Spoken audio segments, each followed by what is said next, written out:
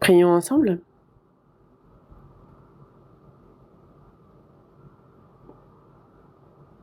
Dieu notre Père, toi qui nous aimes, toi qui es saint et miséricordieux.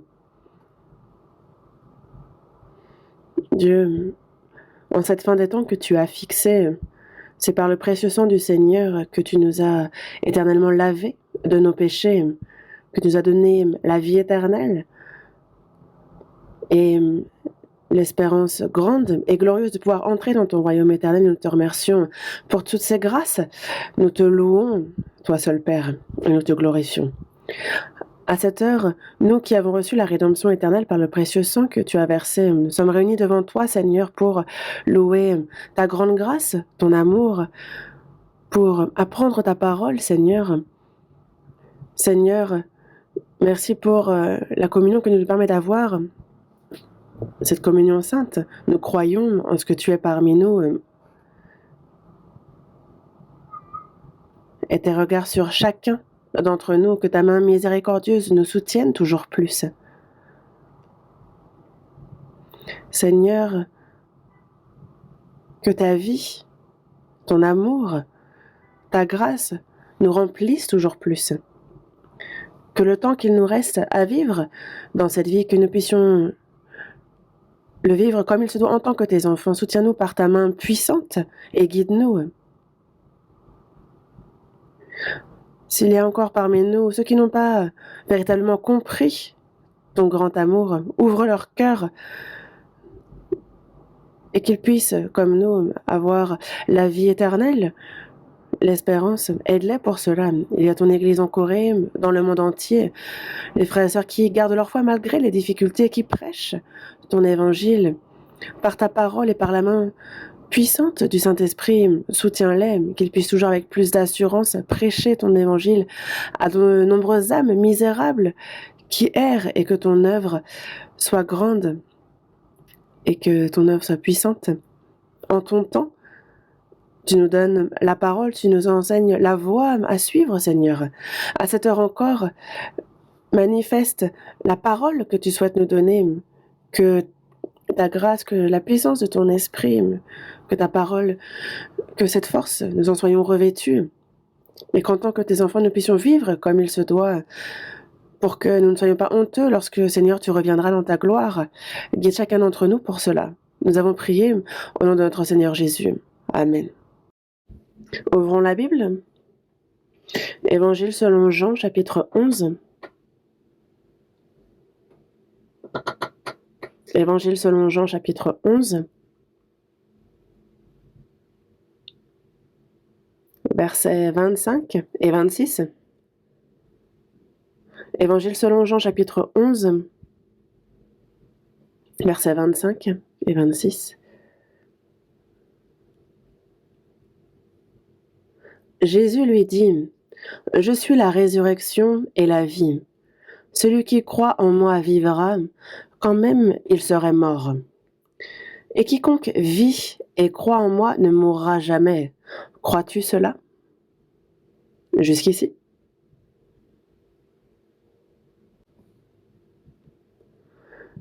On voit au printemps donc toute la vie qui reprend. En anglais, c'est spring et c'est comme un ressort. Donc c'est toute la vie qui ressort, qui rebondit. Donc c'est bien le printemps.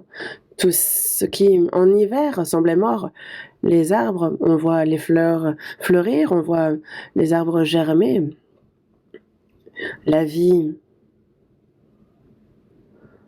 reprend.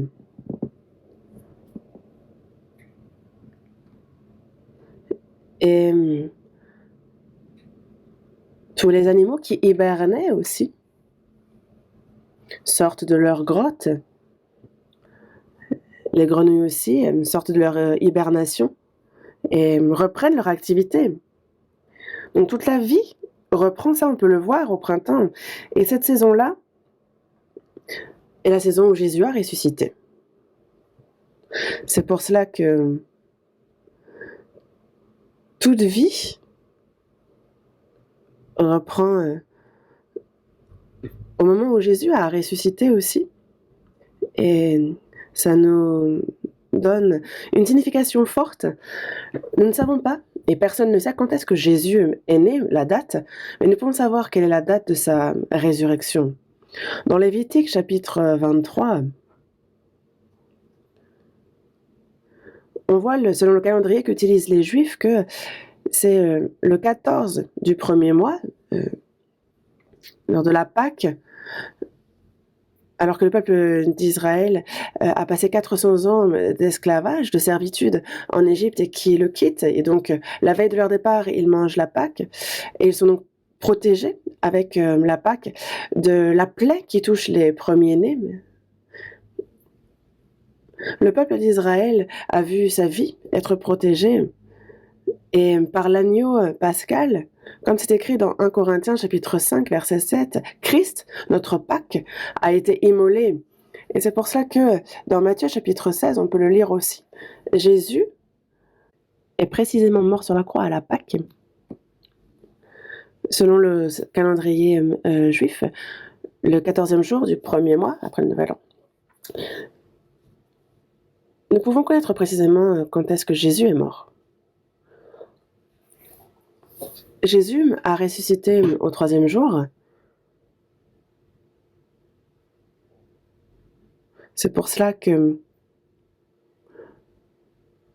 la Pâque juive, toujours, selon notre calendrier, c'est fin mars et jusqu'en début avril. Notre calendrier, le calendrier juif, est légèrement différent, comme le calendrier lunaire est différent du calendrier qu'on utilise. Jésus est mort en agneau pascal, 3 jours plus tard. Donc le lendemain du sabbat, il ressuscite. C'est pour ça que dans Lévitique, chapitre 13, il est décrit comme étant l'agneau pascal, il meurt. Donc il nous a montré à l'avance qu'il mourrait. Puis, après, le lendemain du sabbat, donc ce jour-là, il ressuscite. Et de même, après la Pâque, on a la fête des prémices le lendemain. Et donc le peuple d'Israël est entré en terre de Canaan, il a cultivé la terre et on offre à l'Éternel les premiers fruits, les prémices de la récolte. Et cela désigne la résurrection de Jésus.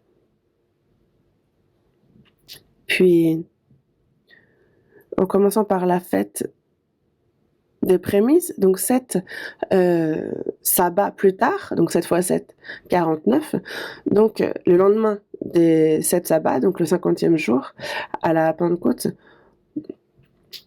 donc Jésus, lui, est ressuscité, il s'est manifesté durant 40 jours, et 10 jours plus tard, il y a eu son ascension, et le Saint-Esprit est descendu le 50e jour. Et donc, le Saint-Esprit est bien descendu 50 jours plus tard, à la Pentecôte. 1500 ans avant même que Jésus ne vienne, c'est dans Lévitique chapitre 13 que la venue de Jésus, sa résurrection, le Saint-Esprit qui descend, que l'évangile est prêché jusqu'aux extrémités de la terre, ça avait déjà été annoncé.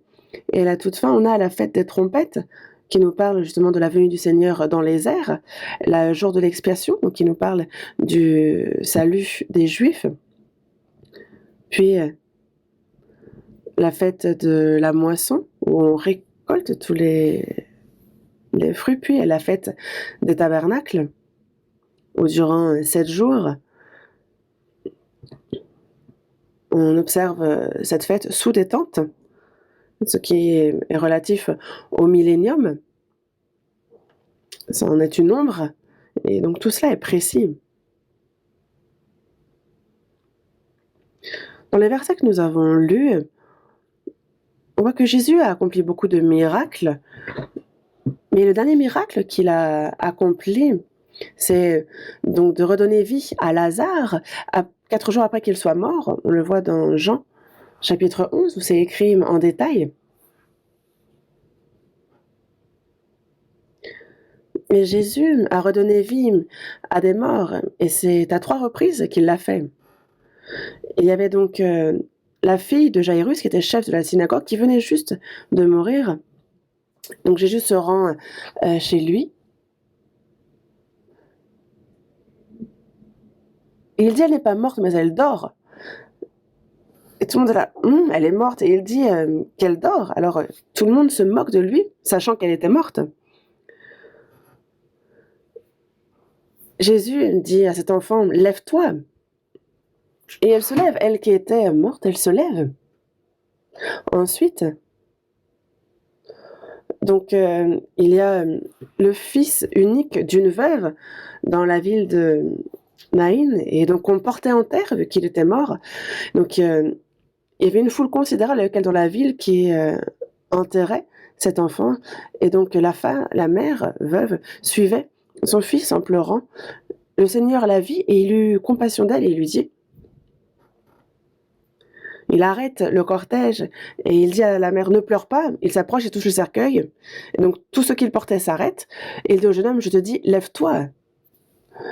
Et donc il sauve ainsi le fils de la veuve de Naïn aussi. Et puis on le lit ensuite, c'est Lazare, mort depuis 4 jours, à qui il redonne vie. Et en Israël, on enterre dans des grottes. Depuis les ancêtres, en fait, on retrouve les cadavres dans les grottes. Jésus était donc à Béthanie, ville qu'il aime. Il y avait Lazare et Marthe, Marie. Donc, on ne parle pas de leurs parents, mais ils sont frères et sœurs. Et constamment, ils recevaient le Seigneur Jésus, lui faisaient un festin. Et donc, c'est chez Lazare aussi que se réunissaient un grand nombre de personnes à chaque fois qu'il venait. Et donc, il aimait Lazare. Et alors qu'il était dans une autre région, on est venu l'informer que Lazare était malade. Il l'apprend, mais Jésus n'est pas parti tout de suite pour autant. Il resta 2 jours encore dans le lieu où il était. Et les disciples lui disent qu'il est mort, mais justement, en fait, il dit en fait qu'il ne dort pas, qu'il n'est pas mort, qu'il dort et qu'il va aller le réveiller. Et justement, en fait, il serait dangereux pour Jésus de retourner là où est Lazare, parce que les Juifs veulent s'en prendre à lui. Mais en plus, s'il dort, pourquoi y aller tout de suite? Donc Lazare, notre ami, dort, mais je vais le réveiller. Il répète à plusieurs reprises dans la Bible que, soi-disant, ceux qui sont morts dorment. Dans 1 Thessaloniciens chapitre 4, il parle justement aussi de ceux qui dorment et qui sont plutôt morts. Et Jésus, lorsqu'il s'adresse à ceux qui dorment, il se réveille. C'est pour cela que Jésus se rend finalement à Béthanie. Et ça a pris 1 jour pour y aller. Et donc, c'est donc 4 jours après qu'il soit mort qu'il arrive. Et les sœurs de Lazare lui disent, on vous a dit qu'il était malade, mais pourquoi est-ce que tu n'es pas venu? Si tu avais été là, en fait, il ne serait pas mort. Donc c'était qu'un peu avec des reproches que cette parole est adressée à Jésus. On voit que Marie et Marthe étaient en train de pleurer. Mais Jésus lui dit, ton frère ressuscitera, Lazare ressuscitera. Et Marthe répond, je sais qu'il ressuscitera à la résurrection le dernier jour, parce qu'elle croit à la résurrection. Dans le Nouveau Testament, si on peut lire que justement il y a résurrection même de ceux qui sont morts au dernier jour, ceux qui sont sauvés, justement, entrent dans le royaume des cieux.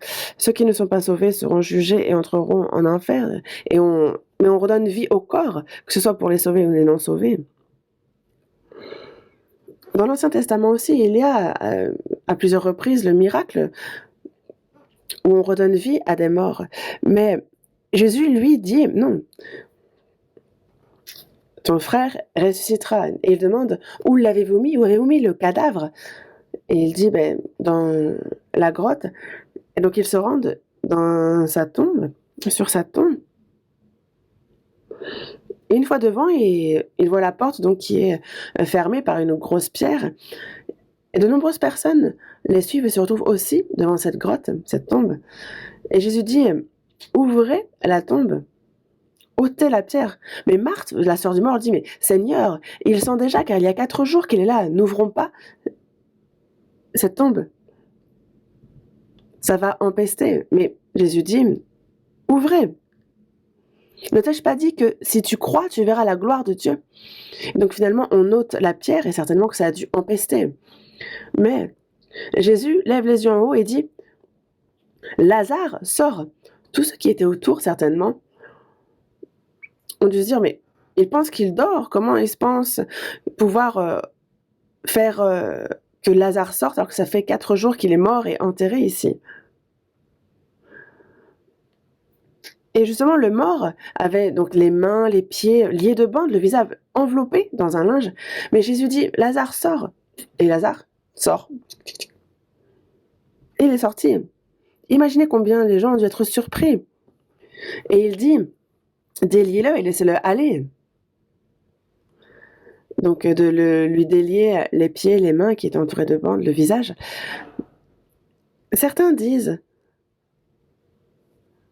Lazare sort. C'est un peu exagéré, il a juste dit sort et il est sorti. Mais vous savez qui est Jésus? Il est égal à Dieu, on peut le lire dans Philippiens chapitre 2. Il est égal à Dieu. Dieu, lorsqu'il créait les cieux, la terre, lorsqu'il crée toute la création, Dieu le fait par sa parole et il est avec le Seigneur. Dans Genèse chapitre 1 verset 23, il dit, Dieu créa l'homme à son image, il le crée à l'image de Dieu. Il créa l'homme et la femme. Et il dit aussi à notre image. Pourquoi à notre image? En fait, Dieu en hébreu c'est Elohim et ça a un sens pluriel et singulier en même temps. C'est du singulier pluriel. Et donc Dieu dit, lui qui est à notre image, s'il est seul, il n'a pas à dire nous, notre. Et c'est pareil, lorsque, dans la Genèse chapitre 11, lorsque la tour de Babel est construite, il dit « Allons, descendons, et là confondons leur langage, afin qu'ils n'entendent plus la langue les uns des autres. » Là encore, c'est « Allons, descendons ». C'est pas qu'il y a plusieurs dieux. Il est un, le Père, le Fils et le Saint-Esprit, mais ils sont 3 en même temps. C'est pour cela que Jésus aussi est égal à Dieu. Mais Dieu est le Père, on le dit. Dieu le Père, le Fils, le Saint-Esprit, donc c'est Dieu. Lorsque Jésus a ressuscité, il y a Thomas, qui n'était pas là lorsque Jésus a ressuscité, qu'il s'est montré à ses disciples. Donc les autres disciples lui disent, nous avons vu le Seigneur, il a ressuscité. Il s'est manifesté à nous. Et Marc dit, mais vous ne l'avez pas touché. Il dit, faut toucher. Moi, si je ne vois pas dans ses mains la marque des clous, si je ne mets pas mon doigt dans la marque des clous, si je ne mets pas ma main dans son côté, je ne croirais pas. Et donc, Thomas a justement mis son doigt dans la marque des clous, il a mis sa main dans son côté. Et donc le Seigneur dit, touche. Et Thomas dit, je m'excuse, mais... Et il a touché. Et ce jour-là, qu'a-t-il dit? Mon Seigneur et mon Dieu. Si Jésus n'est pas Dieu, pourquoi avoir dit mon Seigneur et mon Dieu? Il aurait pu répondre, je ne suis que le Fils. Il aurait pu, lorsque il dit mon Seigneur et mon Dieu, il aurait pu dire, moi je ne suis que le Fils. Mais non, on le lit dans 1 Jean chapitre 5, c'est lui qui est le Dieu véritable et la vie éternelle. Le Dieu véritable. C'est pour ça que concernant la Trinité, c'est incompréhensible avec notre intellect. Ils sont 3 et 1. Ils sont 1 et 3, le Père, le Fils et le Saint-Esprit. Il y a un enfant qui dit, on lui dit, c'est Dieu, il est 1. Mais si on y ajoute 1, ça fait 2. Non, 1 plus 1, ça fait 1. En fait, Le calcul est différent ici. C'est différent de notre manière à nous de calculer. Dieu calcule différemment. Dans tous les cas, Jésus, lorsqu'il crée la terre, c'est par sa parole qu'il l'a créée. Et le Seigneur était là et ils sont égaux. Il le dit dans Jean chapitre 1, toutes choses ont été faites par lui, par le Seigneur. Dans Hébreux chapitre 1 aussi, il nous a parlé par le Fils, qu'il a établi héritier de toutes choses, par lequel il a aussi créé le monde. Et qui, étant le reflet de sa gloire et l'empreinte de sa personne, soutient toutes choses par sa parole puissante. C'est pour ça qu'il peut redonner vie aux morts, c'est pour ça qu'il peut purifier ce qui est souillé, il peut purifier les lépreux, ouvrir les yeux des aveugles, il peut calmer les tempêtes et le vent. Et les disciples disaient, oh, mais quel est celui-ci, disait-il, à qui obéissent même les vents et la mer? Il est celui qui a créé les cieux, la terre, et qui soutient toutes choses par sa parole, qui la gère. Et c'est pour ça qu'il dit, je les appelle. Et aussitôt, il se présente. Quand il appelle, ça se présente. Quand il le dit, ça disparaît. Dieu, le Créateur, c'est Jésus aussi, mais c'est juste Jésus avec la chair venu sur terre. C'est pour cela que Lazare sort. Lazare est sorti. Il y avait certainement autour de, ou même dans cette grotte, d'autres cadavres. Mais s'il n'est pas précisé Lazare, c'est tellement que tout le monde, tous les cadavres seraient sortis. Mais Jésus est le Dieu créateur. Et Jésus dit, je suis la résurrection et la vie. Celui qui croit en moi vivra, quand même il serait mort. Et quiconque vit et croit en moi ne mourra jamais. Crois-tu cela?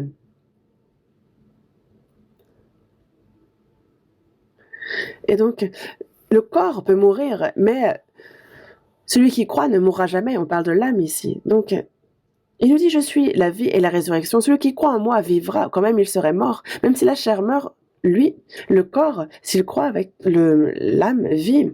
Et quiconque vit et croit en moi ne mourra jamais. Crois-tu cela? Et il s'adresse ici à Marthe. Jésus ici, Jésus-Christ aime la vérité qui est au cœur de tout l'évangile, de toute la Bible. On le lit dans Jean chapitre 5, verset 39. Vous songez les Écritures parce que vous pensez d'avoir en elles la vie éternelle, ce sont elles qui rendent témoignage de moi. Donc commençant depuis l'Ancien Testament, depuis la Genèse jusqu'au Nouveau Testament, ce qui est au cœur même de la Bible, c'est Jésus-Christ. Sa naissance, sa vie, sa mort, sa résurrection, son ascension, son retour, ça c'est ce qui est au cœur de la Bible. Et parmi cela, pour recevoir la vie éternelle, la mort et la résurrection du Seigneur est ce qui est le plus surprenant et qui devait arriver pour notre salut, pour notre vie éternelle. Parmi ce que Dieu a fait, ce qu'il a fait de plus surprenant, de plus grand, de plus mystérieux, c'est justement la mort et la résurrection de Jésus. Dieu est venu, il s'est fait chair, il est venu comme un homme sur terre, il est mort, il a été jusqu'à être enterré, et au troisième jour, il a ressuscité. Et comme nous étions faibles de notre chair, il est mort lui aussi. Mais par la puissance de Dieu, il a ressuscité. Et il est monté dans les cieux. Mais parmi ce que Dieu a fait, ce qu'il a fait de plus surprenant, c'est justement la mort de Jésus et sa résurrection. Créer toutes choses et diriger ces choses-là, il l'a fait seulement par sa parole. Mais pour ce qui était de notre salut, ce n'était pas possible par sa parole seulement. Pourquoi? Parce qu'un pécheur qui va en enfer, il suffisait qu'il dise « Sois sauvé !» Mais non, parce que Dieu est un Dieu de justice. Dans Romains chapitre 6, verset 23, il dit que le salaire du péché, c'est la mort. Raison pour laquelle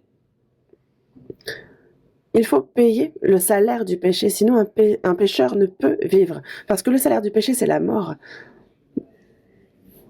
Et donc, c'est le Fils unique de Dieu, et non pas n'importe qui s'est fait chair, qui est venu et qui a observé toute la loi de Dieu, lui qui était sans péché.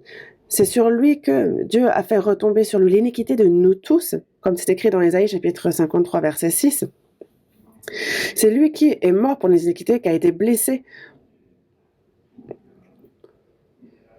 pour nos péchés. Et c'est ainsi que la justice de Dieu s'est accomplie par le sang qu'il a versé. Le jugement est la maison que nous devions recevoir. C'est à notre place qu'il l'a reçu et c'est là que la justice de Dieu se manifeste. Et il a brisé l'autorité de la mort. Et donc, en même temps que la justice de Dieu s'accomplit, c'est aussi l'amour de Dieu qui se manifeste par la mort de Jésus. Et c'est la puissance de Dieu qui se manifeste dans sa résurrection. Il est mort pour le pardon de nos péchés. Et par la puissance de Dieu, il est ressuscité. Et c'est pour ça que la mort et la résurrection de Jésus est ce que Dieu a fait de plus grand, de plus surprenant. Et il n'y a pas plus grand que Dieu a fait, ni ne fera à l'avenir. Et il n'a pas besoin d'ailleurs, et il ne le fera pas, quelque chose de plus grand. Il ne le peut pas d'ailleurs. C'est pour ça que il a créé toute la création, l'univers, le ciel. Il l'a fait par la puissance de sa parole. Mais pour ce qui est de notre salut, c'est en sacrifiant son Fils unique en tant que victime expiatoire à notre place qu'il a ainsi brisé l'autorité de la mort. Il a ressuscité, accomplissant la vie éternelle. Et c'est pour ça que nous, c'est ainsi que nous avons été sauvés. Et c'est ce que Dieu fait. Et c'est ce qu'il fait de plus surprenant, l'œuvre du salut. C'est pour cela que dans l'Ancien Testament, je vous en parlais tout à l'heure, on nous parle déjà de la mort de Jésus et de sa résurrection. Ça a été annoncé à l'avance, prophétisé. C'est prophétisé.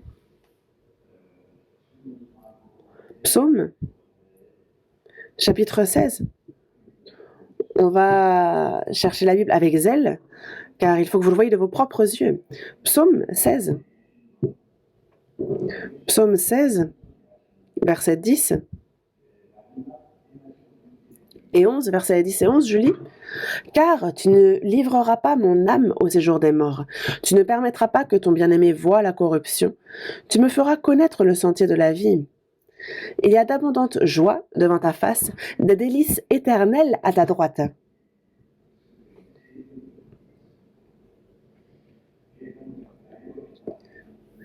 Mille ans avant même que Jésus ne vienne, on a ici un psaume écrit par David. Tu ne livreras pas mon âme au séjour des morts. Il ne livre pas notre âme au séjour des morts, il nous sauve. Il ne permet pas que son bien-aimé voie la corruption. Jésus est certes mort sur la croix, mais il n'a pas vu la corruption, il n'a pas pourri. Les bandits ont vu leurs jambes être cassées, mais la Bible dit bien que l'agneau pascal, il ne faut pas en briser les os, et c'est pour cela que Jésus, au contraire, à la différence des bandits, n'a pas vu ses os brisés. Pas besoin puisqu'il était déjà mort. Donc cette prophétie aussi s'est accomplie. Jésus est mort, mais il n'a pas pourri. Il n'a pas vu la corruption. Tu ne me permettras pas que ton bien-aimé voie la corruption. Tu me feras connaître le sentier de la vie. Et donc, par la mort de Jésus, il a pardonné nos péchés. Il n'a pas vu la corruption, il a ressuscité et il a été pour nous ainsi la vie éternelle.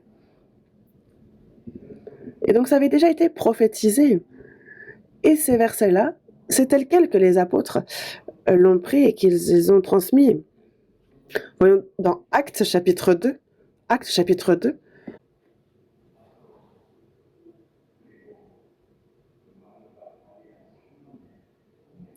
Actes chapitre 2, verset 25.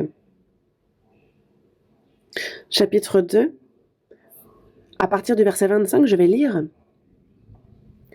Car David dit de lui, « Je voyais constamment le Seigneur devant moi, parce qu'il est à ma droite, afin que je ne sois point ébranlé. Aussi, mon cœur est dans la joie, et ma langue dans l'allégresse. Et même ma chair reposera avec espérance, car tu n'abandonneras pas mon âme dans le séjour des morts, et tu ne permettras pas que ton sein voie la corruption. Tu m'as fait connaître les sentiers de la vie, tu me rempliras de joie par ta présence. »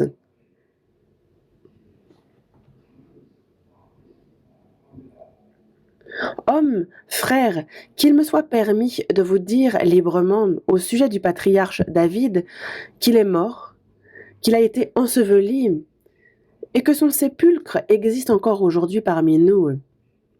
Comme il était prophète et qu'il savait que Dieu lui avait promis avec serment de faire asseoir un de ses descendants sur son trône, C'est la résurrection du Christ qu'il a prévue et annoncée en disant qu'il ne serait pas abandonné dans le séjour des morts et que sa chair ne verrait pas la corruption. C'est ce Jésus que Dieu a ressuscité. Nous en sommes tous témoins.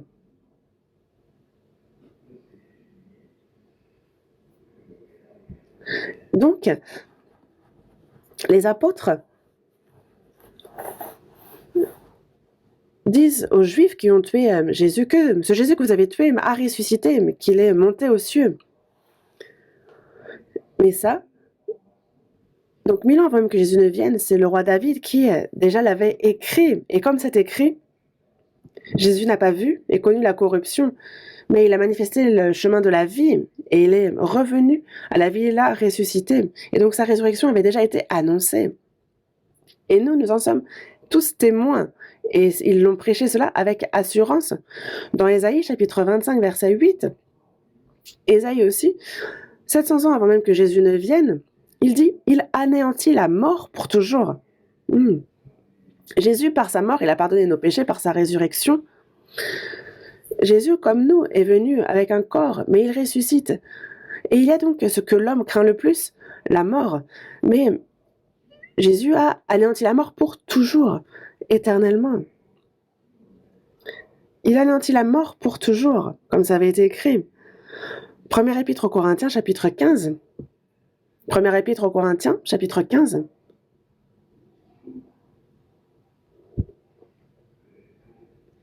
Première épître aux Corinthiens, chapitre 15, à partir du verset 3, je lis.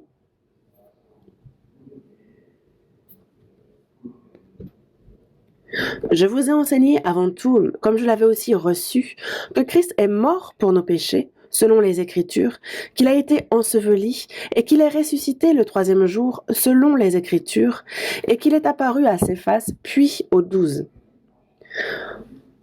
Ensuite, il est apparu à plus de 500 frères à la fois, dont la plupart sont encore vivants, et dont quelques-uns sont morts.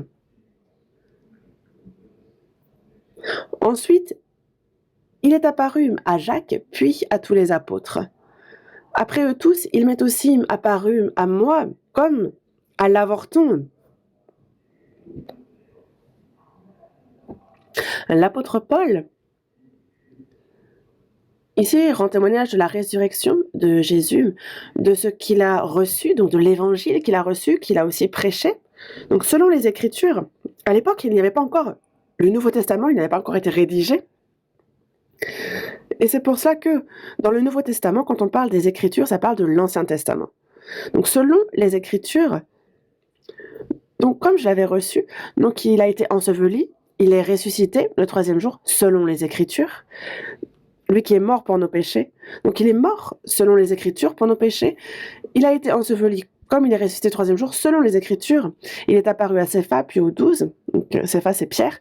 Ensuite il est apparu à plus de 500 frères à la fois. Les Juifs, encore maintenant, la raison pour laquelle ils ne croient pas en Jésus, c'est que lorsque Jésus était dans la tombe, c'est au 3e jour qu'il est ressuscité et ils l'ont gardé. La tombe 3 jours, mais ils ont menti, disant que les disciples étaient venus enlever le corps. Quand les soldats étaient en train de dormir, de somnoler, les disciples sont venus, c'est le mensonge qu'ils profèrent, mais les soldats ont bien gardé la tombe, mais non, en fait, ils n'auraient pas pu déplacer cette pierre si lourde sans qu'ils le remarquent. Parce qu'il avait été scellé en plus.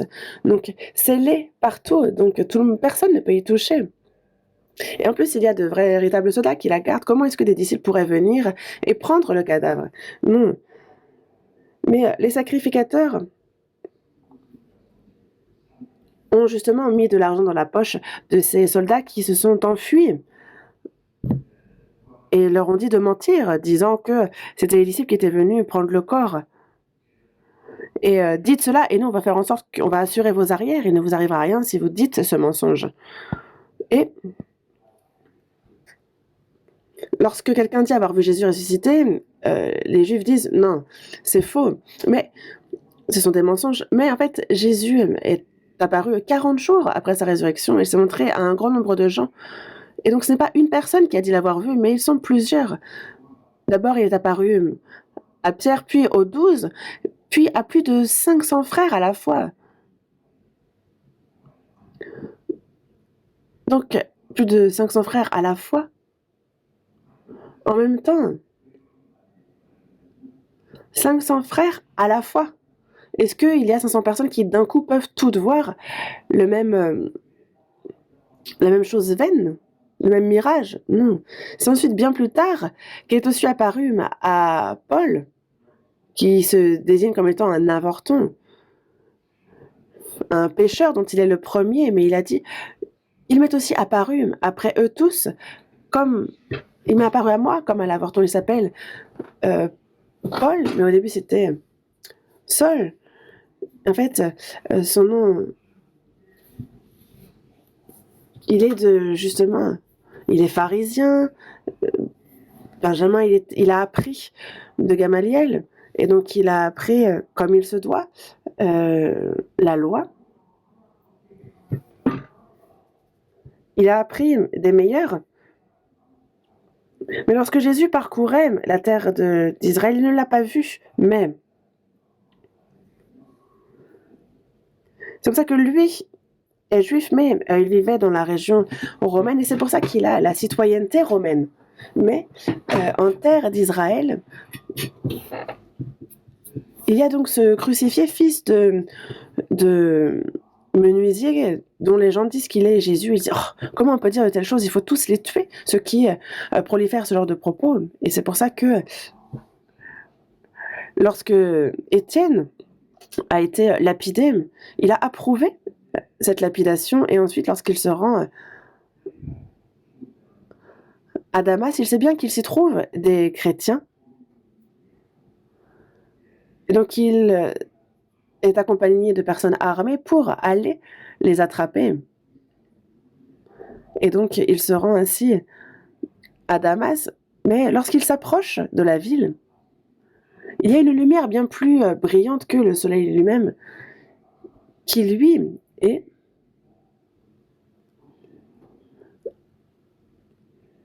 en fait, la lumière était si lumineuse que ça l'a rendu aveugle.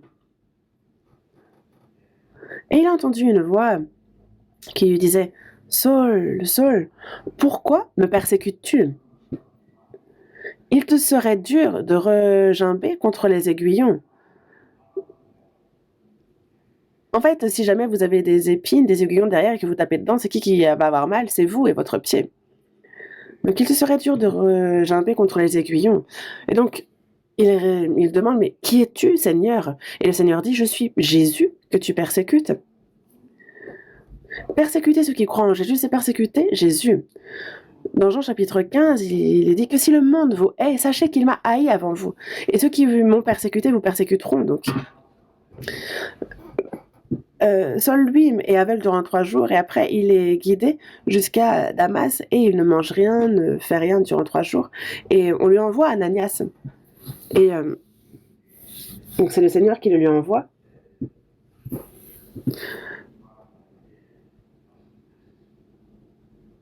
Et il y a donc Jésus qui t'a été manifesté dans ton chemin jusqu'à ici, et il va t'ouvrir les yeux.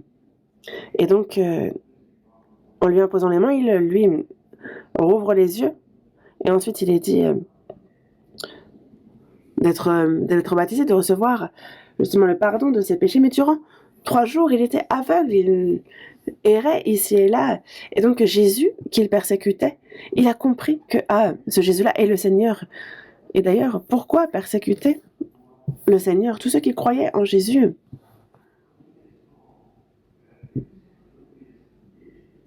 ont vu justement le changement, parce que Dieu a fait de Paul l'apôtre des païens. Et c'est pour ça qu'il dit, vous savez, moi, j'étais allé pour interpeller, arrêter des chrétiens, mais finalement, j'en suis devenu un. Mais ça, on peut le lire dans Actes. Et c'est pour ça qu'il dit justement que il est apparu, Jésus, aussi, après eux tous, il est apparu aussi à Paul. Il se désigne comme étant l'avorton. Et donc, il n'a pas seulement ressuscité et disparu, non, durant 40 jours, il s'est montré. Il avait un corps divin où il pouvait apparaître, disparaître comme bon lui semble. Un corps justement qui lui permettait de passer les portes même si elles étaient fermées. Un corps divin qui n'est pas justement arrêté par l'aspect temporel, spatial.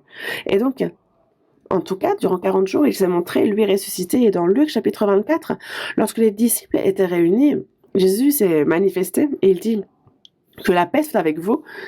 Et les disciples ont d'abord cru voir un esprit, un fantôme. Mais Jésus leur dit, un esprit n'a ni chair ni eau, comme vous voyez que j'ai. Regardez, il lui montre ses mains, son côté, qui sont telles quelles. Et on sait que Thomas l'a touché, donc ils le reconnaissent.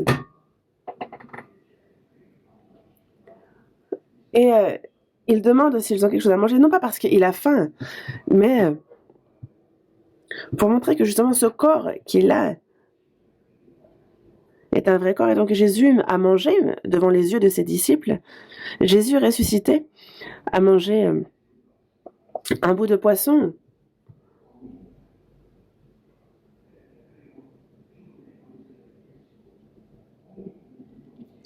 Le corps de Jésus est le même que nous, mais c'est simplement un corps qui désormais est divin et qui ne peut plus mourir. Un corps avec lequel nous ressusciterons. Et donc Jésus, tout ce que Jésus a fait, le moindre de ses mouvements avait un sens, une signification, non pas seulement guérir pour guérir, mais guérir les lépreux, ça nous parle justement de la purification de notre âme, ouvrir les yeux des aveugles. C'est justement pour nos yeux spirituels, pour que l'on puisse voir le monde éternel et redonner l'ouïe, c'est afin qu'on écoute la parole de Dieu. Et c'est pareil, on a justement l'autorité de Satan qui avait emprise sur notre cœur et il change cela, redonner vie aux morts. C'est justement, ça nous parle de la vie qu'il nous a rendue, la vie qu'il nous a donnée à l'âme. Dans Jean chapitre 5, verset 25, il le dit. L'heure vient, il est déjà venu, où les morts entendront la voix du Fils de Dieu et ceux qui l'auront entendu vivront. Nous, on écoute l'évangile, on reçoit le salut, et c'est alors que notre âme revient à la vie. On était mort par nos offenses et par nos péchés, mais on est revenu à la vie. Il nous a rendu la vie. Adam a péché et tout de suite son esprit, son âme est morte. Et donc tous ses descendants sont morts spirituellement dès leur naissance. Mais il nous a rendus à la vie. Donc c'est par sa mort qu'il nous a rendu la vie. Et parmi les plus grands disciples, les plus grands miracles qu'il a fait, c'est justement de mourir pour nous et de nous redonner la vie.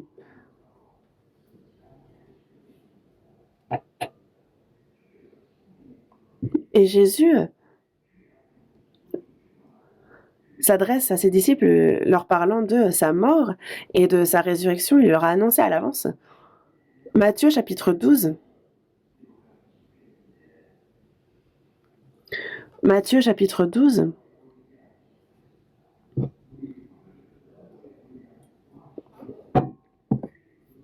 Verset 38. Matthieu chapitre 12, verset 38. Alors, quelques-uns des scribes et des pharisiens prirent la parole et dirent « Maître, nous voudrions te voir faire un miracle. » Il leur répondit « Une génération méchante et adultère demande un miracle, et il ne lui sera donné d'autre miracle que celui du prophète Jonas. Car de même que Jonas fut 3 jours et 3 nuits dans le ventre d'un grand poisson, de même le Fils de l'homme sera 3 jours et 3 nuits dans le sein de la terre. » Les scribes et les pharisiens s'en prennent à Jésus et disent « Maître, nous voudrions te voir faire un miracle. » Les Juifs aiment les miracles. Ils demandent de faire voir un miracle extraordinaire. Maître, nous voudrions te voir faire un miracle. Et Jésus leur répond, mais une génération méchante et adultère demande un miracle. Et est-ce que c'est vraiment être une génération méchante et adultère que de demander un miracle ? Dans l'Ancien Testament, Dieu montre de nombreux miracles, il montre sa puissance à travers ces miracles. Et dans la parole de Dieu, on parle de la mort de Christ et de sa résurrection, ça a déjà été prophétisé. Mais eux ne croient pas en Dieu, ils ne croient pas en sa parole. Et il dit, si vous nous montrez un miracle, on croira en toi, Jésus. Ça, c'est être méchant.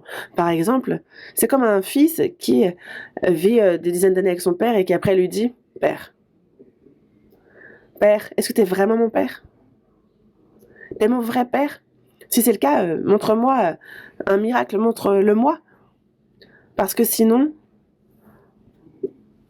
si t'es vraiment mon père, tu peux me sauver si jamais je tombe, me rattraper.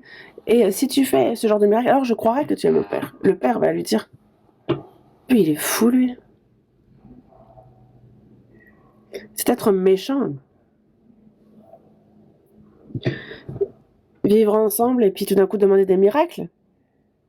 Et le fait d'être adultère, c'est un peu comme une femme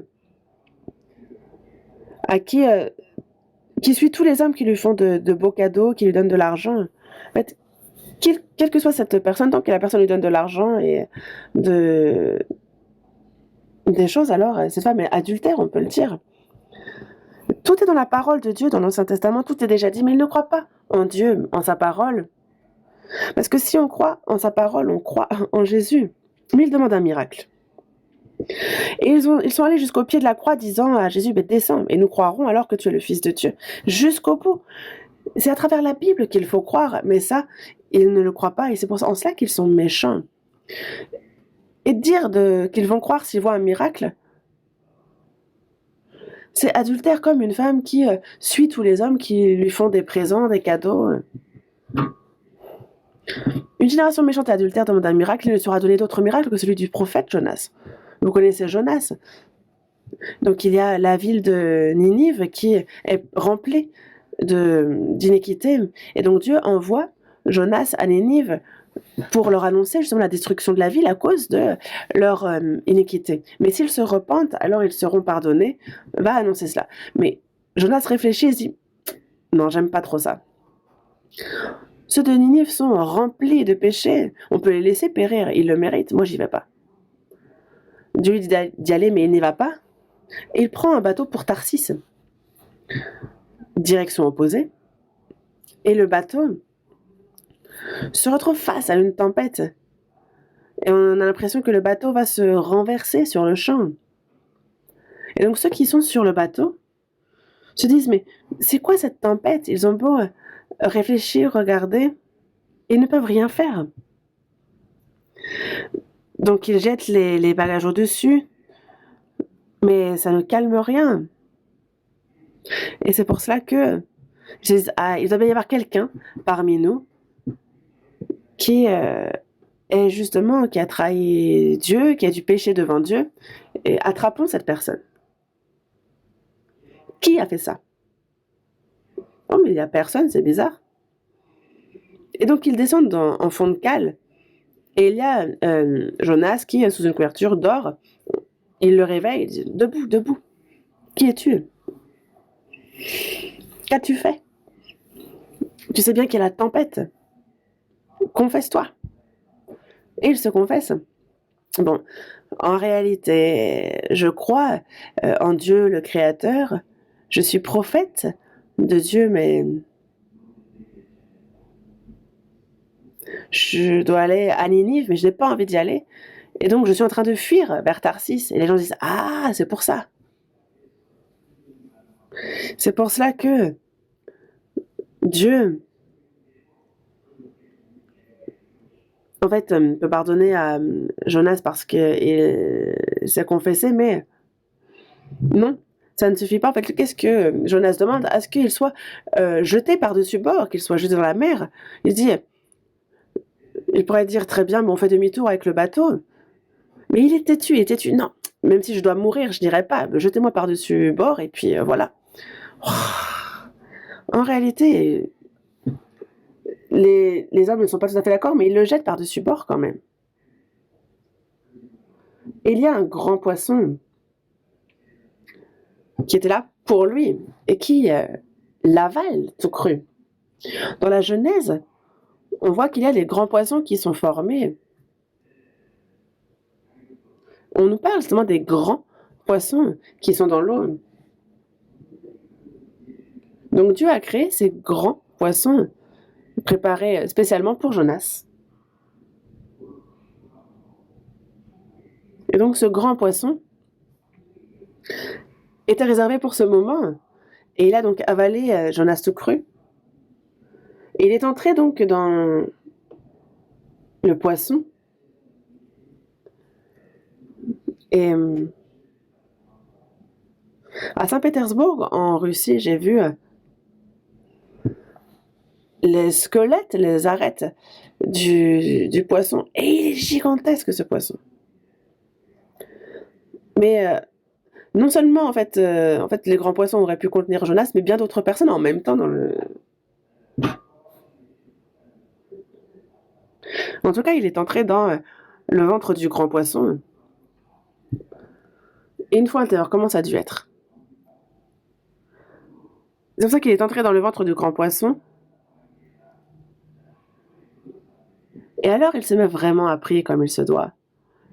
Seigneur, il a dû s'attacher au poisson quand même. Ça a dû surprendre le poisson. Il a dû se dire, mais qu'est-ce qui se passe? Il erre. Et le troisième jour, le grand poisson le recrache. Il le recrache où? Juste devant Ninive. On s'amuse bien.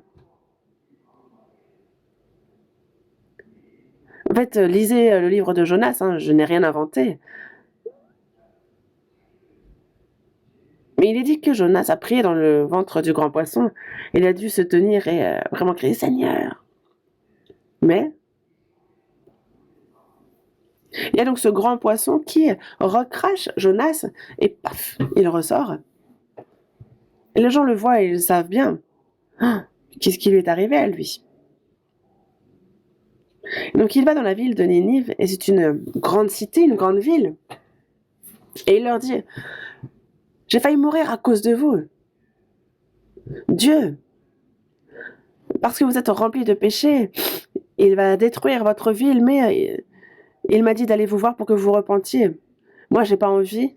Et j'ai voulu fuir vers Tarsis, mais il m'a fait entrer dans le ventre d'un grand poisson. Et c'est pour ça que je me retrouve là maintenant. Et vous, qu'est-ce que vous allez faire?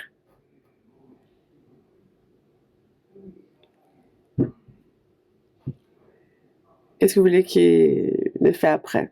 En fait, même le roi a entendu parler de ça. Ils ont déchiré leurs vêtements et ils se sont revêtus de cendres et tout le monde a réagi ainsi et tout le monde a jeûné, tout le monde a prié. Peut-être nous pardonnera-t-il. Et donc, en commençant par le roi et tous les habitants de la cité, tous ont déchiré leurs vêtements, se sont revêtus de ça qu'ils ont prié Dieu, prié et demandant le pardon à Dieu. Jonas, lui, voulait voir périr. Il est monté sur un plateau élevé, il s'est assis, et il voulait voir la destruction de Ninive. Mais il a les rayons du soleil qui frappent, et donc il a chaud, ça l'énerve. Et donc il y a un Jonas, donc Jonas se repose là, il est tout à fait content. Waouh! Mais Jonas, justement, est vraiment vicieux.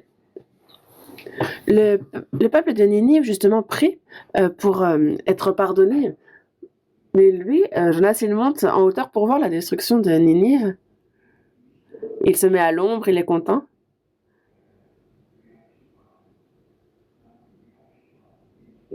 Et ce que Dieu a fait, c'est qu'il a asséché cet arbuste. Et donc là, il y a Jonas qui se met en colère, qui s'énerve. Et Jonas, c'est pas n'importe qui, il est vraiment coriace.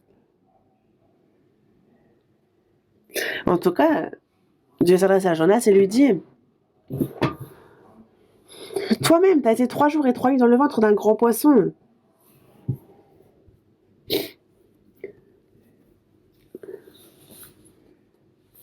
Regarde tous ceux qui ne connaissent pas, qui ne discernent pas la droite de la gauche dans ce peuple. Quel est justement leur péché pour qu'ils périssent sans connaître la vérité? Non, il faut leur annoncer et qu'ils se repentent. Et ce peuple se repent.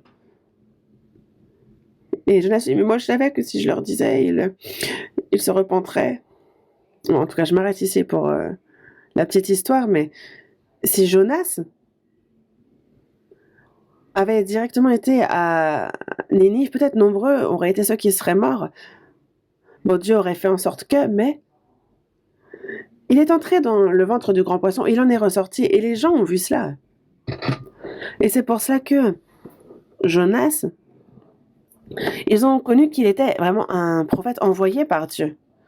Il a dit, vous savez, j'avais pas envie de vous évangéliser, j'ai voulu fuir à Tarsis, mais il m'a fait entrer dans le ventre d'un grand poisson, j'y ai passé 3 jours, il m'en a fait ressortir, et c'est pour cela que lui qui est donc orgueilleux, qui n'a aucun sentiment pour personne,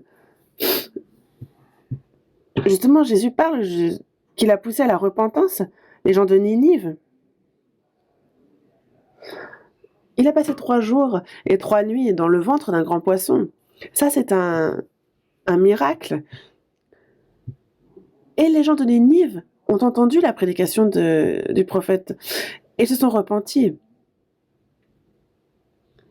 Et de même, le Fils de l'homme sera 3 jours et 3 nuits dans le sein de la terre.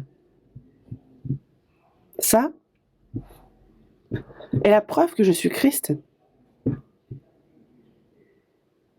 Et donc, Jésus parle de sa mort, de sa résurrection au 3e jour. Et aussi, Matthieu chapitre 20.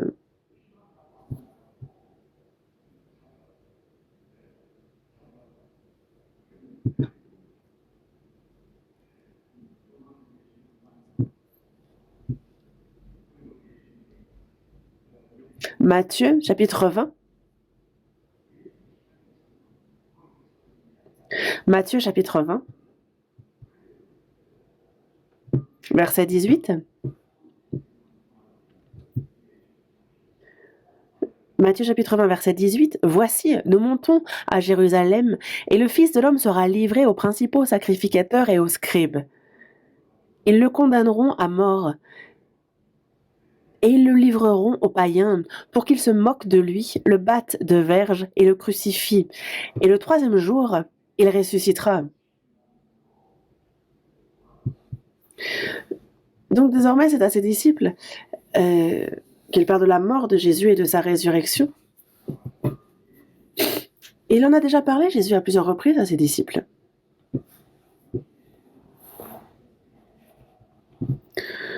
Dans le chapitre 16, dans le chapitre 20, mais les disciples n'ont pas cru en cela. Pourquoi?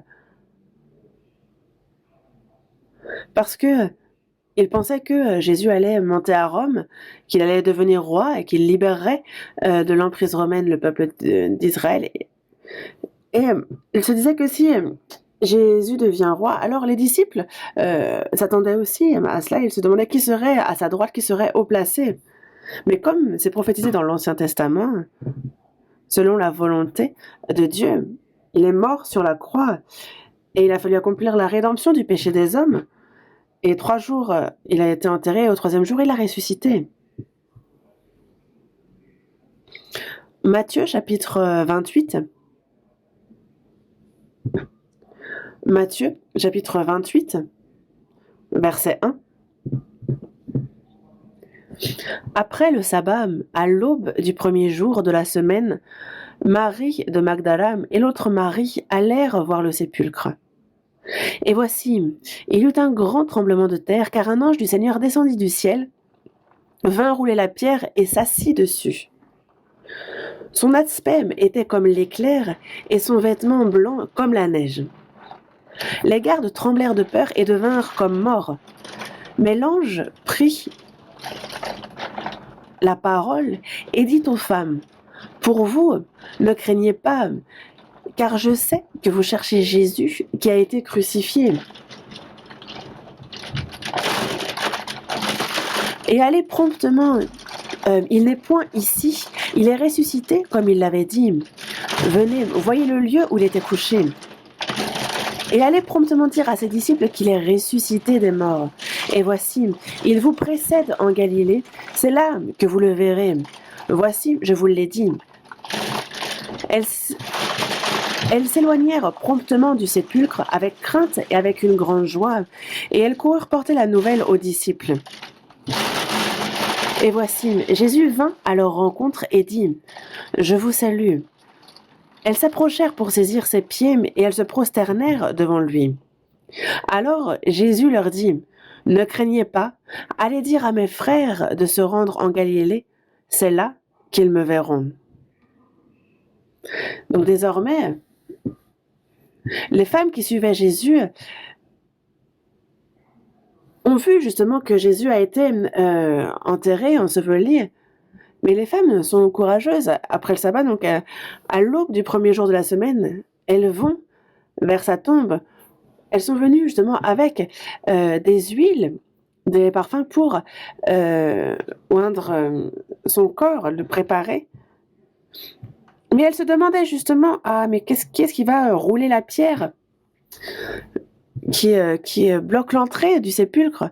Et donc c'est à l'aube, alors qu'il fait encore noir, qu'elles s'y rendent. Mais voici, avant même qu'elle n'y arrive, il y eut un grand tremblement de terre. Il y a un ange du Seigneur qui descend du ciel, qui vient rouler la pierre, et lui, il est assis dessus. Son aspect était comme l'éclair et son vêtement blanc comme la neige. Et donc les gardes qui gardaient le sépulcre sont surpris de le voir. Ils tremblent de peur, ils deviennent comme morts, et donc ils fuient. Ils fuient. Et après cela, donc il y a les femmes qui arrivent, et l'ange prend la parole et leur dit, « Ne craignez pas, je sais que vous cherchez Jésus qui a été crucifié, mais il n'est point ici, il est ressuscité comme il l'avait dit. Venez, voyez le lieu où il était couché. Le sépulcre est vide, il y a le lin qui le recouvrait son cadavre, mais qui est bien plié. » Et il leur a dit, allez promptement dire à ses disciples qu'il est ressuscité des morts. C'est pour ça que elles se sont éloignées promptement du sépulcre, avec crainte et avec une grande joie. Elles sont courues, porter la nouvelle aux disciples de Jésus. Et donc, et là, en fait, il y a Jésus qui vient à leur rencontre, qui les salue et qui dit, vous êtes en paix. Et elle s'approche pour saisir ses pieds, elle se prosterne devant lui. Mais Jésus dit, ne craignez pas et allez dire à mes frères ce qui me concerne. Jésus, avant qu'il ne meure, il était fils unique. Il est fils unique. Jésus est un grain qui est mort et qui a porté beaucoup de fruits. Il est mort en fils unique et il a donné naissance à de nombreux petits frères. C'est pour cela que dans Jean, il s'adresse à Marie de Magdala et lui dit, ne craignez pas, allez dire à mes frères, justement, va plutôt trouver mes frères, dis-leur que moi-même, je monte vers mon Père et votre Père, vers mon Dieu et votre Dieu. Parce qu'il est l'aîné. Il est le fils aîné. Dans Hébreux chapitre 1, il est bien dit. Lorsqu'il introduit de nouveau dans le monde le premier-né, mais il n'est plus fils unique. Il est le premier-né. Il a de nombreux petits frères. Et c'est pour ça qu'il dit, allez dire à mes frères de se rendre en Galilée, c'est là qu'ils me verront. Qu'ils se rendent en Galilée, à la mer, là où, au tout début, les disciples ont été appris. Donc la boucle est bouclée, retour au départ. Dans Jean chapitre 21, on le voit, que Jésus se montre aux disciples sur les bords de la mer Tibériade. Et justement, il leur dit, venez manger, parce que lui, il a fait un feu. En fait, il y a une scène très chaleureuse. Jésus ressuscité se présente en premier à Kim, aux sœurs. Et ici, donc, il montre avec certitude des preuves de sa résurrection, et ce, durant 40 jours. Il se montre à de nombreuses personnes. Et dans Actes chapitre 1, verset 3, après qu'il eut souffert, Donc il apparut vivant, il leur en donna plusieurs preuves, se montrant à eux pendant 40 jours, non pas un jour, 2 jours, non, 40 jours. Dans Jean chapitre 20, verset 19 et les versets qui suivent, on voit que le soir de ce jour, qui était le premier de la semaine, les portes du lieu où se trouvaient les disciples étaient fermées. Donc parce qu'ils avaient peur des Juifs. Mais Jésus, il vient, il se présente au milieu d'eux, il leur dit que la paix soit avec vous, il leur montre la marque des clous, il leur montre la marque de la lance.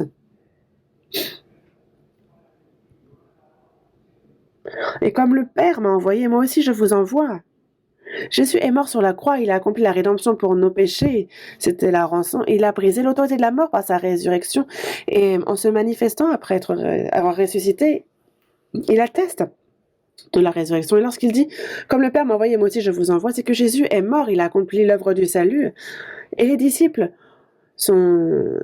C'est ce pourquoi Jésus lui a été envoyé, mais il envoie les disciples prêcher cette bonne nouvelle. Et nous aussi, après avoir reçu le salut, nous avons été envoyés pour prêcher cet évangile. Dans Romains chapitre 10,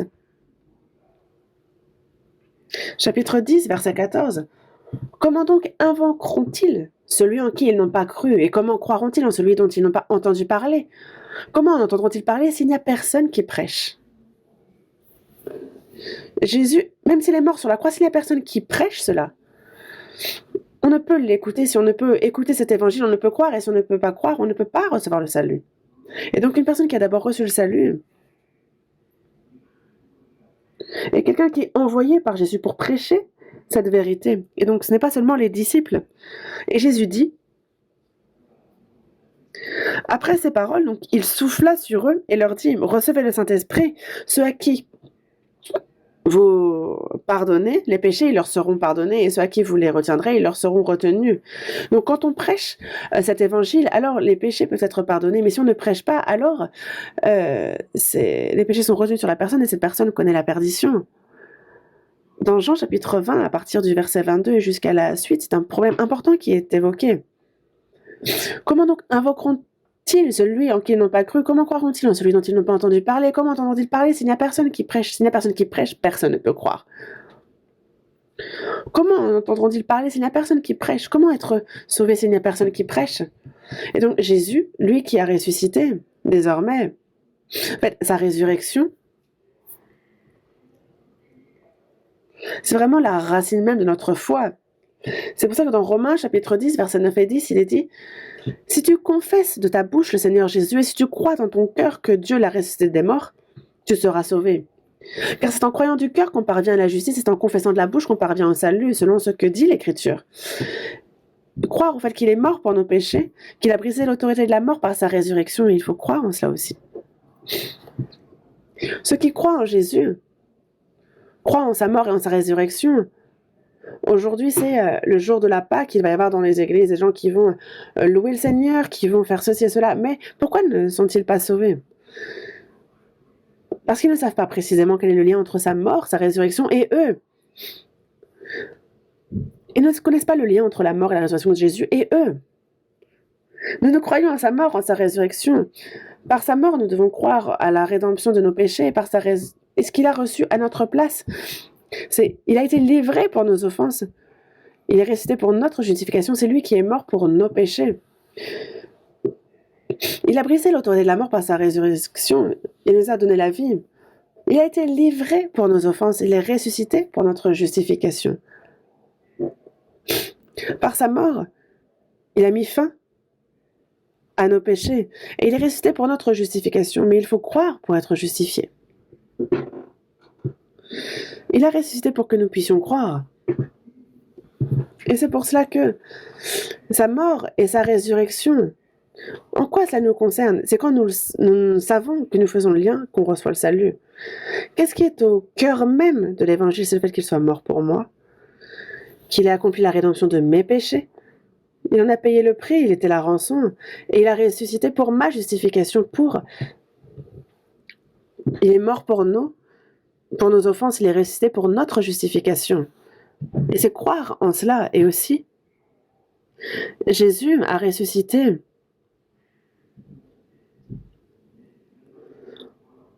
aussi pour nous prouver que tous nos péchés ont bien été pardonnés.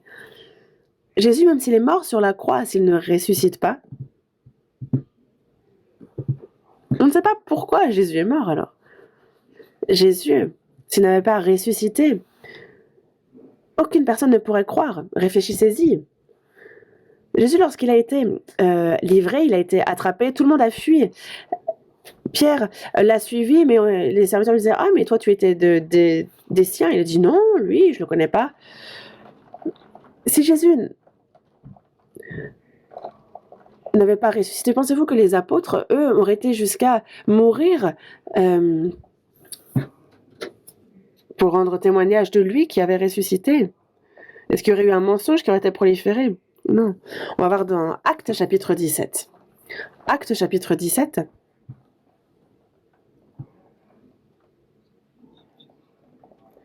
Actes chapitre 17, verset 30. Dieu, sans tenir compte des temps d'ignorance, annonce maintenant à tous les hommes en tout lieu qu'ils aient à se repentir, parce qu'il a fixé un jour où il jugera le monde selon la justice par l'homme qu'il a désigné, ce dont il a donné à tous une preuve certaine en le ressuscitant des morts. Désormais,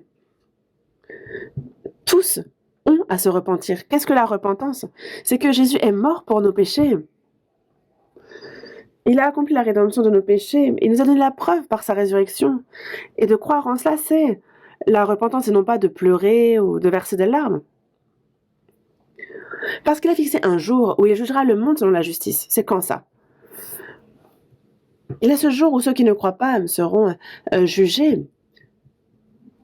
Tout homme, en tout lieu. Parce que l'homme qu'il a désigné, ce dont il a donné à tous une preuve certaine en le ressuscitant des morts, il y a une preuve qu'il a donnée par la résurrection de Jésus. Il en a donné la preuve. Mais on est jugé si l'on ne croit pas en cela. Il est mort pour nos péchés. Il a pardonné éternellement nos péchés. Il nous a donné la vie éternelle. Pour cela, il a ressuscité. Et celui qui ne croit pas, on se fait là. Alors il est jugé. Parce que sa résurrection est une preuve pour nous que nous pouvons croire. Sa résurrection est pour nous la preuve qu'il a, ça nous prouve qu'il a pardonné tous nos péchés. Dans Hébreux, chapitre 1, verset 3, il dit que, étant le reflet de sa gloire et l'empreinte de sa personne et soutenant toutes choses par sa parole puissante, il a fait la purification des péchés et il s'est assis à la droite de la majesté divine dans les lieux très hauts.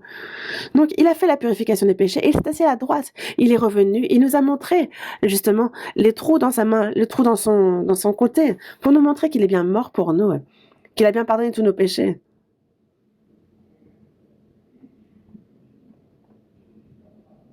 C'est comme quelqu'un qui, à cause de ses dettes, est voué à être emprisonné, à mourir. Mais quelqu'un vient, riche, et dit que regarde cette facture, j'ai déjà tout payé. Tu peux vivre en paix. Imaginez la délivrance pour cette personne. Jésus est ressuscité. Et en fait, c'est pour nous là, ce ticket, cette facture qui nous montre qu'il a tout accompli, qu'il a pardonné tous nos péchés. C'est comme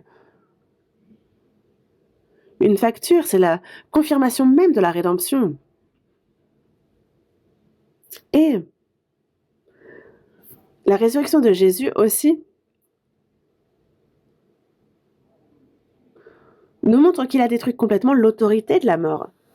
Dans Hébreux chapitre 2, verset 15, il délivra tous ceux qui, par crainte de la mort, étaient toute leur vie retenus dans la servitude. Jésus est venu avec la même chair que nous avons eue, sa chair est morte.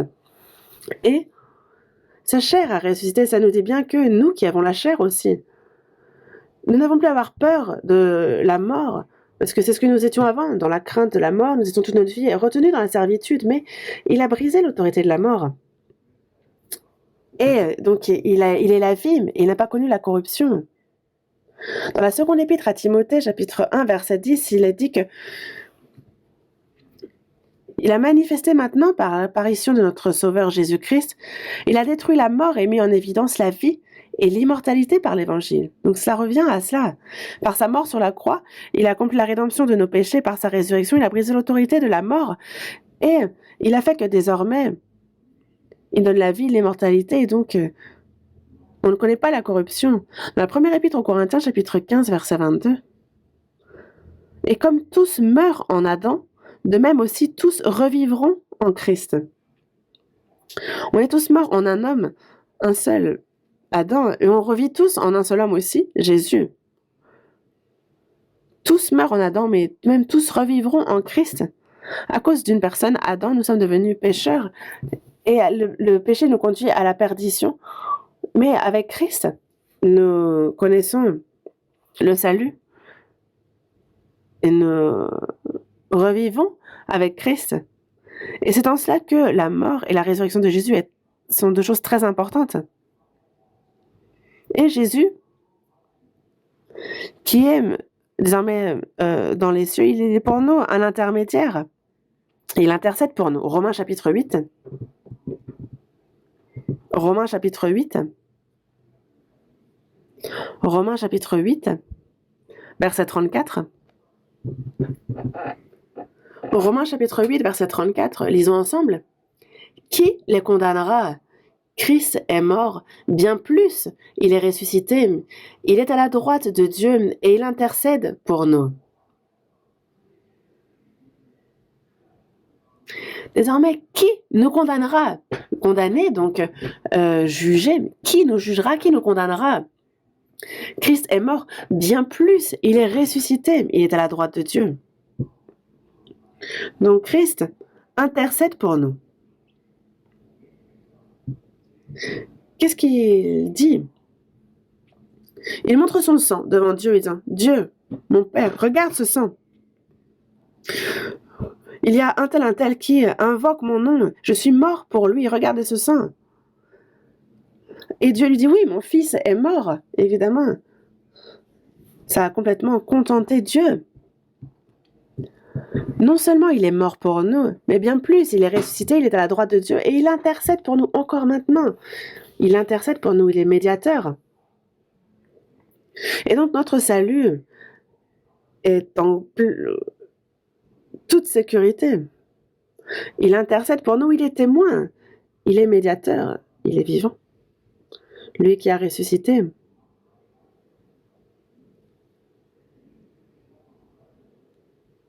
Et aussi, voyons encore un autre verset. Première épître de Pierre, chapitre 1. Première épître de Pierre, chapitre 1, verset 3.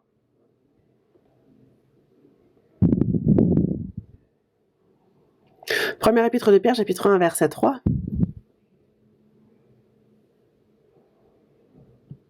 Verset 3. Lisons ensemble. Béni soit Dieu, le Père de notre Seigneur Jésus-Christ, qui, selon sa grande miséricorde, nous a régénérés pour une espérance vivante par la résurrection de Jésus-Christ d'entre les morts.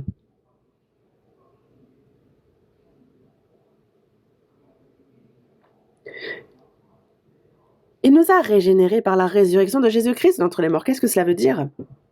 Dans Jean chapitre 3, verset 5, il dit que si un homme naît d'eau et d'esprit, il ne peut entrer dans le royaume de Dieu. Si un homme naît d'eau et d'esprit, l'eau, ce n'est pas les larmes. Certains pensent que pleurer, prier, pleurer, alors on est de nouveau, on reçoit l'esprit. Non. L'eau,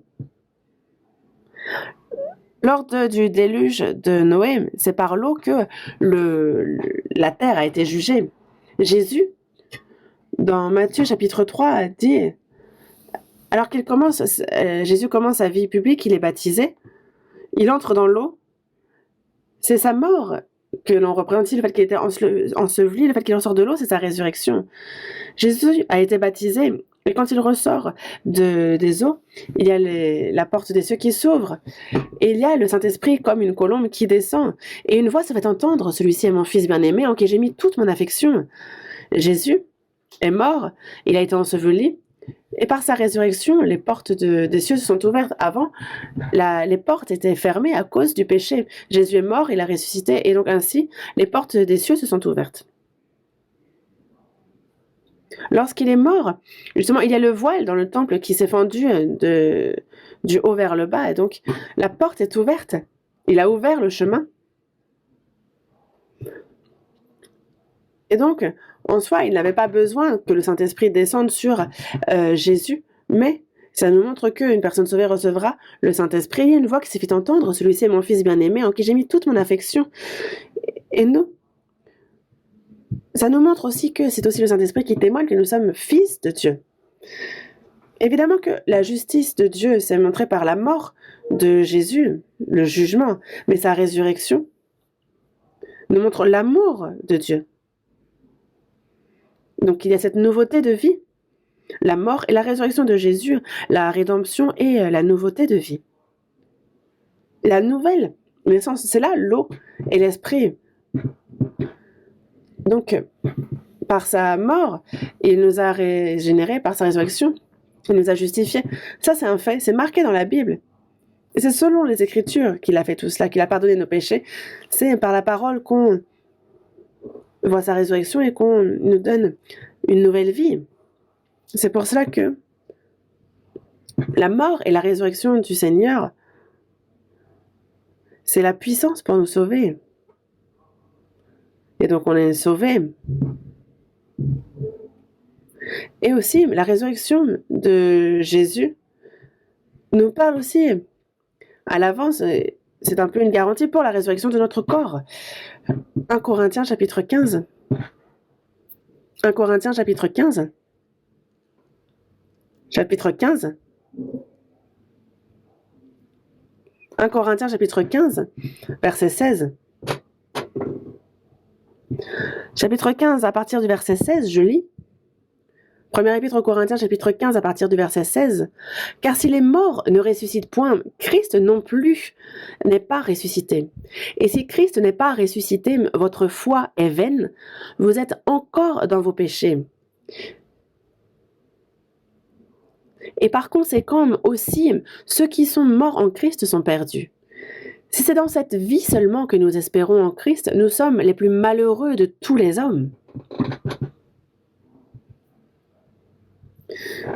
Si les morts ne ressuscitent point, Christ non plus n'est pas ressuscité. Jésus est mort dans la chair, il a été enseveli, et qu'il soit revenu à la vie dans la chair, c'est que non seulement Jésus va ressusciter, mais aussi tous ceux qui en Jésus-Christ reçoivent le pardon des péchés, tous ceux qui en Jésus-Christ reçoivent la nouveauté de vie. Alors c'est avec Christ qu'elles ressusciteront aussi, c'est une garantie pour cela. C'est pour cela que si Christ n'est pas ressuscité, votre foi est vaine. Vous êtes encore dans vos péchés. S'il n'a pas ressuscité, alors il n'y a pas moyen pour nous de savoir si nos péchés ont été pardonnés. On ne peut pas savoir si Jésus est mort pour nos péchés, s'il est mort parce que lui-même, il y avait une injustice. En fait, il n'y a pas moyen de savoir pourquoi il est mort. Mais la résurrection de Jésus, c'est pour nous la preuve qu'il est mort pour nos péchés, qu'il a accompli la rédemption. Et il est là pour nous. Et il atteste. Et par conséquent, donc en fait, aussi ceux qui sont morts en Christ sont perdus si Christ n'est pas ressuscité. Donc, mais ce n'est pas le cas, n'est-ce pas? Si c'est dans cette vie seulement que nous espérons en Christ, nous sommes les plus malheureux de tous les hommes. Pourquoi? Parce que lors des premières églises, les chrétiens, à cause du fait qu'ils croient en Jésus, ils étaient persécutés, mais on n'imagine même pas à quel point. Et donc, si seulement dans cette vie que l'on espère en Christ, alors nous sommes les plus malheureux de tous les hommes. Mais ce n'est pas seulement cette vie-là. Nous avons l'au-delà, la vie éternelle, après le royaume des cieux éternel, la vie éternelle qu'il nous donne.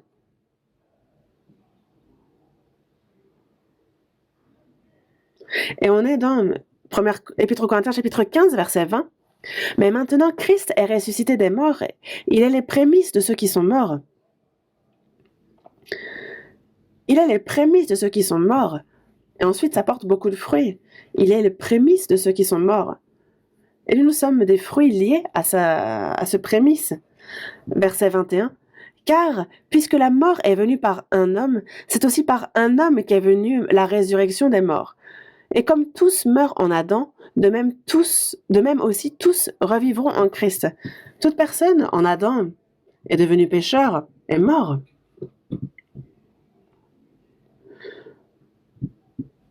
Tous meurent en Adam.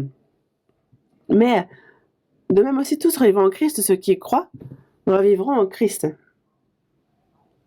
Il est mort, il est ressuscité, sa mort est notre mort, sa résurrection est notre résurrection. Dans Galates chapitre 2, verset 20, il est dit que j'ai été crucifié avec Christ. J'ai été crucifié avec Christ, en fait. Donc justement, moi, pécheur, j'ai été crucifié avec lui. C'est pour ça que j'ai été crucifié avec Christ. Et si je vis, ce n'est plus moi qui vis, c'est Christ qui vit en moi. Donc Jésus ressuscité vit en moi désormais. Jésus est monté aux cieux et nous aussi, à son retour, nous montrons. Sa mort est ma mort, sa résurrection est ma résurrection, son ascension c'est mon ascension, et son royaume est mon royaume.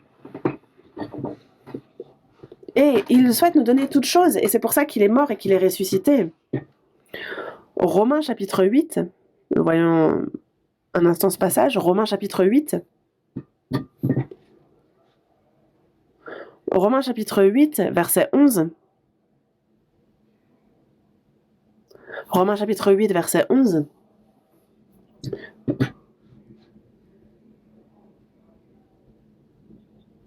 Lisons ensemble lentement.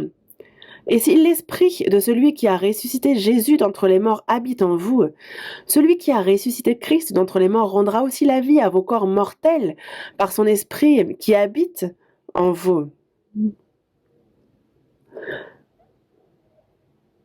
Donc Jésus-Christ a ressuscité d'entre les morts et il habite en nous par son esprit. Alors celui qui a ressuscité Christ d'entre les morts rendra aussi la vie à vos corps mortels par son esprit qui habite en vous. C'est pour cela que, parce qu'on a l'esprit de Christ qui est en nous, nous aussi, même si nous mourrons, nous vivons en lui. Ceux qui meurent en Christ revivent. Parce que oui, nous, en fait, on aura le corps divin. On sème un corps faible, mais on récolte un corps fort. Un corps corruptible, mais on en retire un corps incorruptible. C'est comme une chenille répugnante qui remonte les feuilles d'un arbre, elle s'y pose, et après, qu'est-ce qu'elle devient? Un papillon qui traverse les océans. Et cette chenille qui rampait devient un magnifique papillon. C'est très différent comme état. Mais c'est vraiment un corps vil qui se transforme en corps divin. Un corps corruptible qui devient un corps incorruptible. Et nous irons ainsi vers le Seigneur. Et c'est pour donner cette vie-là que le Seigneur est mort et qu'il a ressuscité. Nous aussi, comme le Seigneur, nous ressusciterons. C'est pour ça que sa mort a pardonné tous mes péchés. Et donc je suis mort avec lui sur la croix. Et par sa résurrection, moi aussi, cela me le confirme et je ressusciterai avec lui. Voyons un dernier passage, Romains chapitre 6, donc juste avant. Romains chapitre 6, verset 4. Nous avons donc été ensevelis avec lui par le baptême en sa mort, afin que, comme Christ est ressuscité des morts par la gloire du Père, de même, nous aussi, nous marchions en nouveauté de vie. Lorsque l'on a reçu le salut, on est baptisé. Et qu'est-ce que c'est? Ici, en fait, on parle du baptême, mais c'est le salut. Nous avons donc été ensevelis avec lui par le baptême en sa mort, afin que comme Christ est ressuscité des morts par la gloire du Père, de même nous aussi, nous marchions en nouveauté de vie. Et donc on a on peut faire le baptême au centre de la retraite, et d'ailleurs c'est très beau. Ceux qui n'ont pas été baptisés pourront l'être. Mais en fait, le baptême, ce n'est pas le salut. Le baptême, c'est juste proclamer notre salut, disant que moi aussi, je suis mort avec Christ et je suis revenu à la vie. Je vis en nouveauté de vie. C'est ce qu'on proclame. Donc, je suis mort, j'ai été enseveli avec lui Mais je ressuscite avec lui aussi. Parce que je vis en nouveauté de vie avec lui. Désormais, c'est comme ça que nous vivons. Une personne sauvée, désormais, ce n'est plus elle qui vit, c'est Christ qui vit en elle. Le Seigneur est désormais maître de notre vie. Et donc, nous vivons en nouveauté de vie le reste de notre vie. Nous marchons en nouveauté de vie. La résurrection du Seigneur, il nous a donné la preuve que nous pouvons croire. Ça nous donne... Nous marchons en nouveauté de vie. Et c'est lui qui est en nous et qui nous permet de vivre pour sa gloire, qui nous guide et nous permet de vivre différemment. Donc, justement, en fait, ça nous permet de réfléchir à sa résurrection. Je n'ai pas pu vous parler de tout, mais désormais, en fait, on a le Seigneur qui est en nous, nous marchons en nouveauté de vie et nous ressusciterons pour un corps divin et nous nous tiendrons devant le Seigneur. Prions. Dis notre Père, toi qui es miséricordieux, c'est lorsque nous ne te connaissions pas que tu nous as aimés. Seigneur, par ta mort sur la croix, tu as éternellement, tu nous as pardonné éternellement. Tu as brisé l'autorité de la mort, Seigneur. Et nous ne mourrons plus et tu nous as donné de pouvoir vivre en nouveauté de vie. Nous te remercions, Seigneur, pour toutes ces grâces. Tu es mort pour nous, tu as ressuscité, Seigneur. Tu te tiens à la droite du trône du Seigneur et tu intercèdes encore pour nous et nous te remercions. Que le reste de notre vie désormais, que nous vivions en nouveauté de vie pour ta volonté, pour ton œuvre et guide-nous pour cela. Nous avons prié au nom du Seigneur Jésus. Amen.